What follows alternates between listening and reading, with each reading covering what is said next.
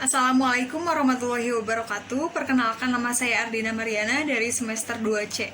Di sini saya akan mereview keseluruhan materi perkuliahan hukum pidana oleh dosen pengampu Profesor Dr. Hajaini Nur Aini SHMH beserta asisten dosennya Dr. Muhammad Rendi Aridayandi SHMH.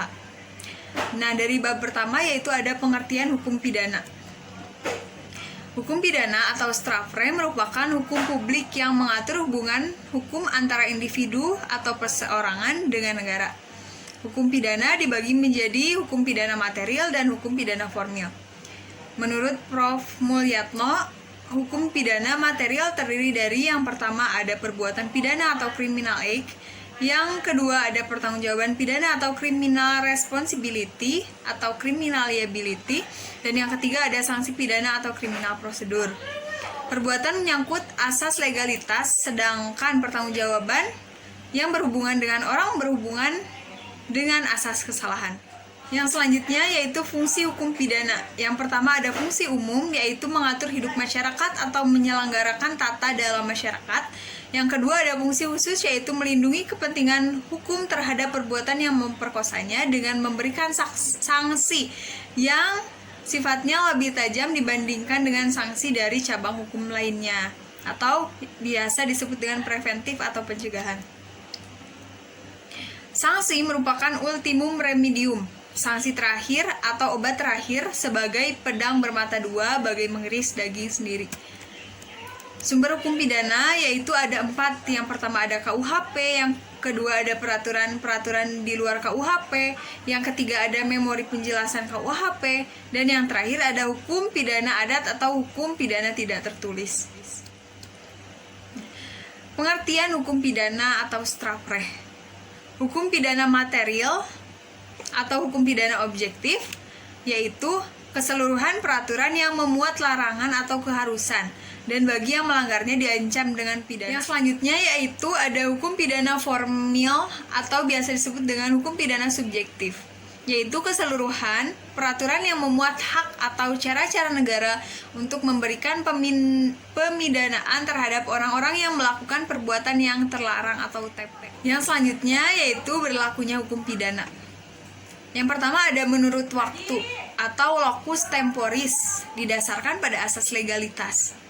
Nah, dalam KUHP diatur pada pasal 1 ayat 1, yaitu yang berbunyi, tiada suatu perbuatan dapat dipidana kecuali atas kekuatan aturan pidana dalam perundang-undangan yang telah ada sebelum perbuatan dilakukan. Hal ini berisi 2 konsekuensi, yaitu yang pertama, tindak pidana harus dirumuskan terlebih dahulu dalam rumusan undang-undang. Dan yang kedua ada peraturan harus ada sebelum terjadinya tindak pidana. Yang kedua ada menurut tempat atau locus delicti. Dibagi menjadi 3, ada daratan negara, ada perairan atau laut teritorial yang ditetapkan oleh HI. Yang ketiga ada udara di atas wilayah negara. Nah, berdasarkan hal tersebut berlaku beberapa asas, yaitu yang pertama ada asas teritorial, ada pada pasal 2 KUHP. Yang kedua ada asas personal, yaitu ada pada pasal 5 KUHP. Yang ketiga ada asas perlindungan atau nasional pasif, ada pada pasal 4 dan pasal 7.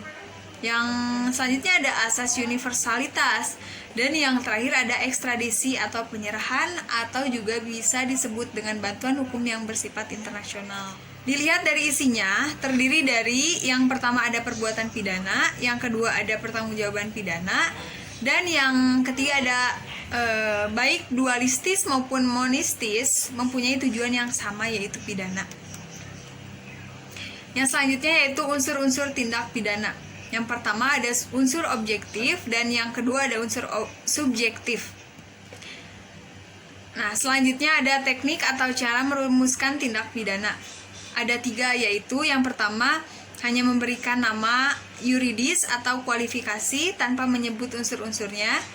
Yang kedua ada hanya menentukan unsur-unsurnya tanpa memberikan kualifikasinya atau nama yuridisnya. Yang ketiga yaitu memberikan kualifikasi dan unsur-unsur serta nama yuridisnya.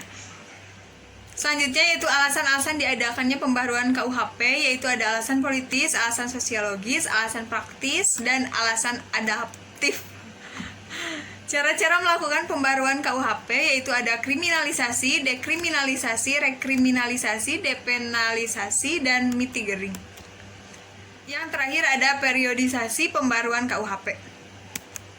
Masuk ke bab 4, ada hubungan sebab akibat atau kausalitas. Nah, tujuan dari ajaran sebab akibat ada beberapa, yaitu untuk menentukan hubungan antara sebab akibat, dan yang kedua untuk menentukan pertanggungjawaban seseorang atas suatu akibat tertentu yang berupa suatu tindak pidana. Teori-teori ajaran sebab akibat atau kausalitas ada teori conditio sine qua non, ada teori individualisasi, ada teori generalisasi, tinjauan terhadap teori kausalitas. Dari teori-teori tentang kausalitas yang dianggap paling mendekati kebenaran adalah teori adekuat atau kausalitas. Selanjutnya ada teori kausalitas dalam hal tidak berbuat, muncul dalam delik omisi dan delik komisionis per omissionem komisa, yaitu delik yang dilakukan dengan cara tidak berbuat. Bab 5 yaitu sifat melawan hukum. Dibagi menjadi 2, yaitu ada melawan hukum formil dan melawan hukum material. Sekian review materi yang dapat saya sampaikan, kurang lebihnya mohon maaf. Wabillahi taufiq wal hidayah. Wassalamualaikum warahmatullahi wabarakatuh.